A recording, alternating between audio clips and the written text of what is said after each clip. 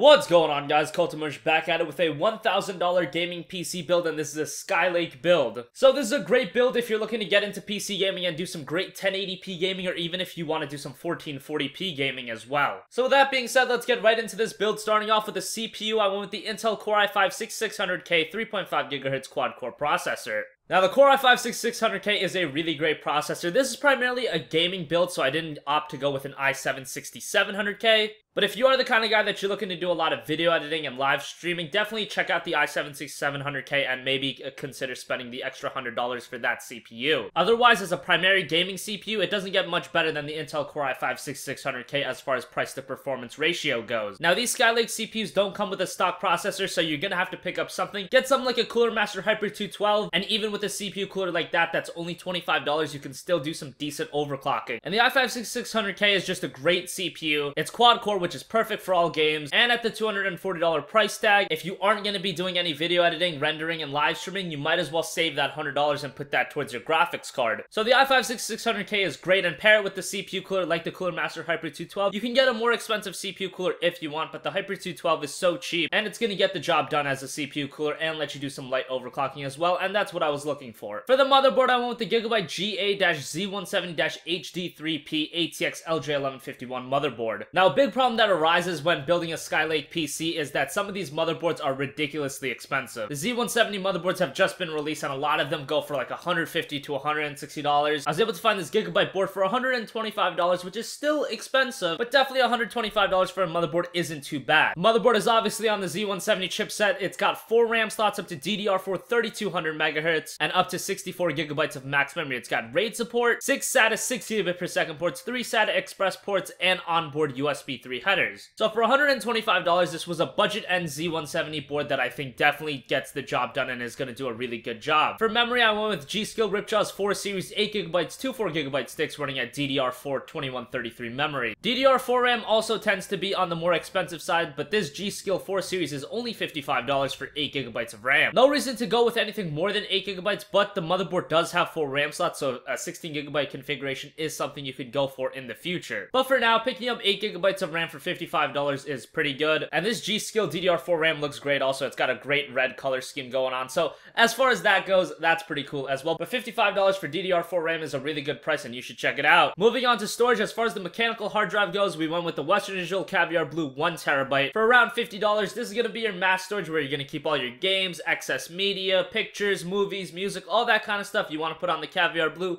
It's a terabyte of storage. That should be sufficient for most of you guys, but like I've said in previous videos, shop around. You can pick up some 2 TB drives these days for like $60 to $70, and if you are in the market for more than a terabyte of storage, looking at one of those drives might be a good idea. Otherwise, the Caviar Blue 1TB for $50 is still a pretty good deal. For the SSD, I went with the Samsung 850 EVO-Series 120GB solid-state drive for $70. If you shop around for sales, you can actually get this SSD for much cheaper than $70. I've seen it sub $60 at times. And this SSD only has 120 GB, meaning that you're only going to put your OS on there and your key applications. Honestly, if you guys have the cash to spare, I would probably get a 240 GB SSD. 120 GB is just really limiting, but it's still gonna be able to put your OS on there and all your key applications. That's why you get the mechanical drive, so you can put all your excess media on there. And regardless, around $70 for a 120 GB SSD is a really good deal, and the Samsung 850 is absolutely awesome. I actually have the Samsung 840 in my main rig, and that does a great job as well. Alright, moving on to the video card, I went with the MSI Radeon R9 398 GB video card. This is one of the best higher end video cards on the market right now. The R9 390 for $330 is just a great video card, and it's got 8 GB of video buffer, which is absolutely ridiculous. And honestly, it's probably a bit unneeded, but if you are gaming at like 1440p, that 8 GB might actually come into play in the next year or two. And you really can't complain about having 8 GB. They give it to you, so might as well take it. And if you're gaming at 1080p, look to play any game like The Witcher 3, Metal Gear Solid 5, all the latest games, maxed out or near maxed out at 1080p, 60 frames per second. There's not a doubt in my mind that you'll be able to play upcoming games like Star Wars Battlefront and Fallout 4 as well. Now, I can't say that the R9 390 is going to max out every game. There's always anomalies out there, you know, whether it be bad ports or games just super duper hard to run. There's always going to be 1 or 2 games that you can't completely max out and get really good frame rates, but for the most part, the R9 390 is going to give you a damn good experience playing all games. And whether you're looking to do 1080p gaming or 1440p gaming, you're going to be having a really good time as far as gaming experience goes with the R9 390. For the power supply, I went with the SeaSonic S12 620 watt 80 plus bronze certified power supply. $65 for a 620 watt power supply, not much more to say. I'm not a big fan of crossfire configuration, so I just decided to select the SeaSonic 620 watt. This is a really high quality 620 watt power supply as well. It's around $65, which is a tad expensive for a power supply, but SeaSonic has a really great track record with all of their power supplies as well. And you know, the power supply is something that you definitely want to get something that's high quality, because if the power supply goes, it has a chance to take everything else with it. So definitely get something quality like this SeaSonic 620 watt. And it's gonna power this build no problem. While the R9 390 does use a lot of power, the i5-6600K is very power efficient, but at the most this build is only gonna use around 550 watts, so you will have a little bit of headroom. Finally, for the case, I went with the NZXT S340 Black ATX mid-tower case, rounding out this red and black color scheme. I mean, you can get the white one if you want, but the white one's gonna look really dumb with the color scheme of this build, but hey, that's up to you. The S340 is just a fantastic case. I've recommended it so many times now. For a sub $70 case, aesthetically, it looks fantastic. It's got a great side window. It's got good ventilation and a lot of room for upgradability options as well, and it's just all around from NZXT a great case for under that $70 mark. So thanks for watching this video, guys. If you liked this video, hit that like button. If you dislike it, obviously hit that dislike button. Comment with requests for future videos, and as always, guys, have a great day, and I'll catch you guys in the next one.